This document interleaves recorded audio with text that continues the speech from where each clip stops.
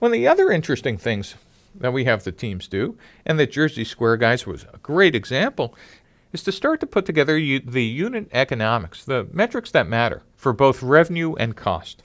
So they were going to take the annual subscription revenue, $199, and see what their business looked like. So they assumed that the cost of a jersey with 25% off to them, that is to JerseySquare, was $150.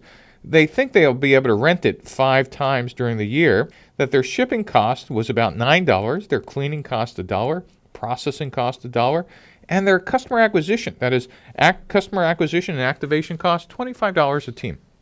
And so if you take a look at their unit cost, you add all this up, it's $230, but their revenue was only $199. Why would they do this? Because they were going to lose $31 a year? Well, remember, this is to acquire a customer. But what you need to look at is the customer lifetime value. What happens when this customer renews for the next year?